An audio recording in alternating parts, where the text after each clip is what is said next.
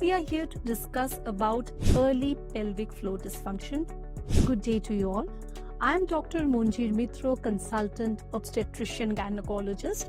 So let me discuss today a case with you all. One of my patients came to me a few months back. She had a complaint of pelvic floor heaviness for the past 3-4 months. She was a 34-year-old lady and a mother of 2. She had 2 vaginal deliveries. On exploring further, we found out that not only pelvic floor heaviness, she was also experiencing urinary urgency. At times, she was experiencing stress urinary incontinence as well as fecal straining when she is defecating. When we look at all these symptoms, the symptoms are mild, and when we look at them separately, they are all pointing to something else. It suggests a pattern, and that pattern is pelvic floor dysfunction.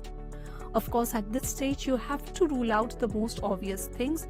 You have to rule out if there is any dysuria, any burning maturation, any past history of constipation. Apart from this, you also need to connect the event to the past events of delivery. Now, the next step in diagnosing, so that the first sign that we found, there was her BMI. The BMI was 28 kg per meter square, a tad bit over the normal level. Along with that, the abdominal examination was unremarkable. The vaginal examination showed that she had a slight anterior vaginal wall descent, a stage 1 descent that we can call, and along with that, overall, the pelvic muscle floor was lacking its proper tone. We did a urine routine screening, which came out to be clean, and ultrasound pelvic organs was done. All the organs were normal.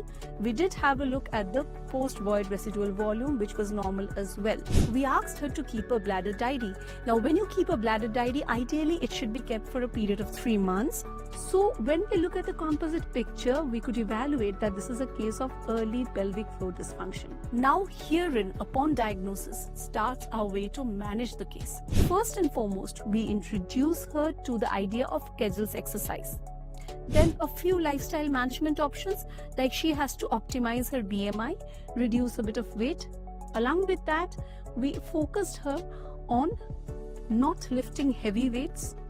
Also, we changed her diet plan to more fiber-rich diet because constipation complaints was a frequent complaint with her. Along with that, we also told her about bladder training with timed voiding.